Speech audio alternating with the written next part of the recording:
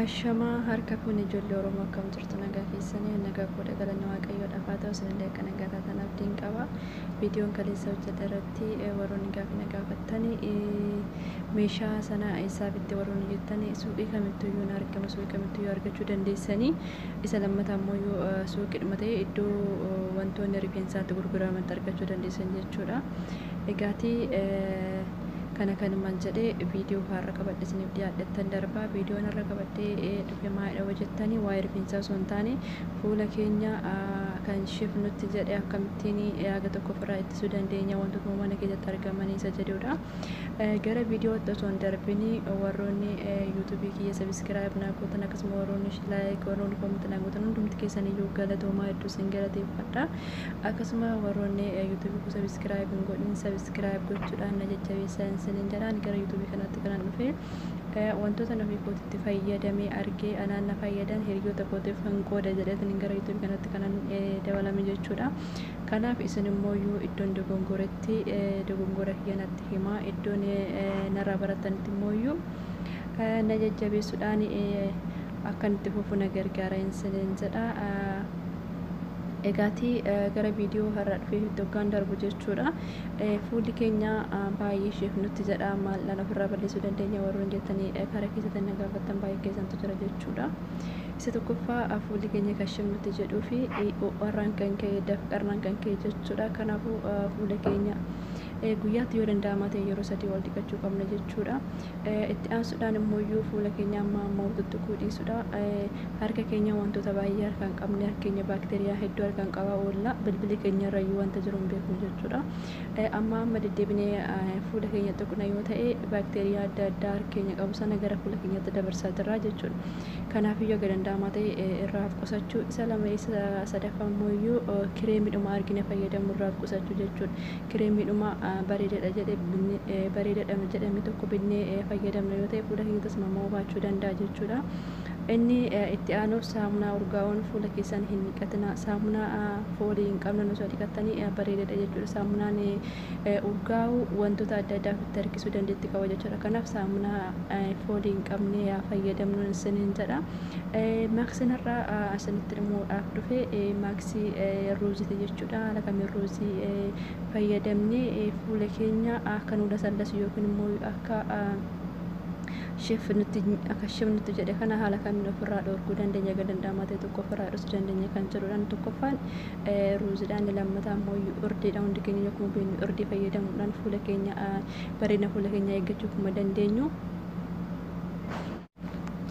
Urdiitti aansuudhaan immoo buna yookiin immoo niskaafii wantoota akkasii fayyadamuudhaan fuula keenya osoo baasii tokko hin baasin manuma keessatti bareechifachuu ni dandeenya jechuudha. Ani garuu kanuma hundi keessaayyuu kanarra qabadhee isiniif dhiyaadhe haala kamiin ruuzii fayyadamuu dandeenya maaksii ruuzii akkamittiin hojjechuu dandeenya kan jedhudha jechuudha. Viidiyoo naannoo isiniif hojjedhe maaksii ruuzii haala baay'eedhaan hojjechuu ni dandeenya. Namoonni hundumtuu haala baay'eedhaan hojjetan jechuudha.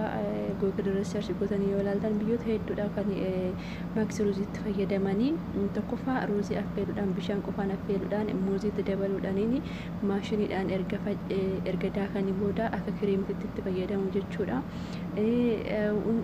Ani garuu haala kanarra salphaadha jedhee kana yaarkoon ofii kootii itti fayyadamee arge jechuudha. Yeroo baay'ee kana nuti fayyadamu ruuziidhuma daaknee ruuziidhuma dheedhisaa daaknee jechuudha. Haala sana erga daaknee booda damma aannanii walitti maknee haala kamiin fuula keenya dibannaa kan jedhu sanatti argisiisa. Ani ofii kootiitti fayyadamee waan argeef waan na fayyadeef kanatti irra sinis salphata jedhee tanan gara keessanitti isinii fide dhufe jechuudha. Isinis akka jaallattan abdiin qaba. Ani haala kanaan hojjedhe isin immoo haala barbaadaniin hojjettanii itti fayyadamuu dandeessu jechuudha. Haala isinii mijatanii itti fayyadamuu dandeessu. Kanaaf haala kamiin hojjanna kan jedhu gara viidiyoo walumaan hojjanne jechuudha. Haga xumuraatitti haga xumuraa viidiyoo kiyyaatti hojjannin turaan isiniin jedha. Irra deebuudhaan galatoomaa haga xumuraatitti viidiyoo koo wajjin tura. Akkuma argitanii ruuzii qopheeffanneetiin jira jechuudha. Ruuzii dheedhiidha. Kun immoo saayinaa duwwaadha. Kun immoo aannan jechuudha. Inni kun immoo damma jechuudha. egaati gara hojii keenyaatti seenna. Ani ruuzii kana isinitti agarsiisuudhaaf malee ruuzii daakamaan qaba jechuudha. Ruuzii daakamaan kookinooti ruuziin daakamaan kookinooti jechuudha. Kana tokko ture fixeetiin hin jira amma garuuyyuu egaati tokkoffaa irratti ruuzii maankaa 3 itti naqna jechuudha. Eegas booda damma maankaa tokkotti godhanna jechuudha. Akkuma argitanidha. Erga dammatti goonee booda immoo aannan xiqqoo isheetti kenna jechuudha. Aannan erga jennee booda waliin geenya. Akkasitti waliin geenya. Baay'ee furdachuus hin qabu, baay'ee qal'achuus hin qabu jechuudha.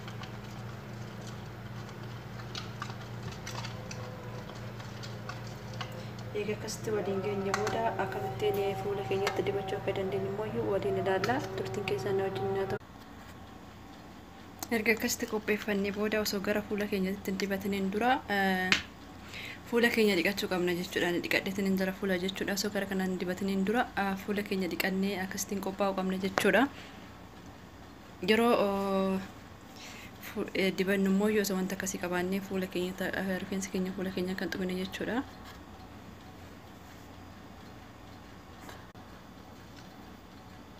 Akkasitti ani farsha waan hin qabne farka kootiin hin dibadha dhiifama garuuyyuu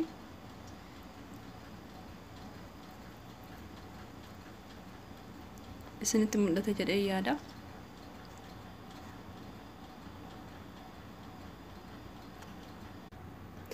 Akkasitti fuula koo dibadhee waliin geetiin hin jira jechuudha. Egaati daqiiqaa 30 yookiin immoo sa'a tokko tursinee dhiqachuu dandeenya jechuudha. Yeroo nurratti goggogee dhiqachuudhaaf taanu osoo bishaan ifitti hin naqiniin dura akkatti ofirraa sukkuumne ofirraa erga yaasnee xumurree booda sana booda bishaaniin dhiqachuu dandeenya jechuudha. Sana booda kireemii yookiin immoo baaziliinii yoo dibattanillee wanta itti fayyadamtu tokko dibachuu dandeessu. Dhugaa sanatti maate fuulli keessan baay'ee tokko lallaafa jechuudha, baay'ee tokko lasallasaa.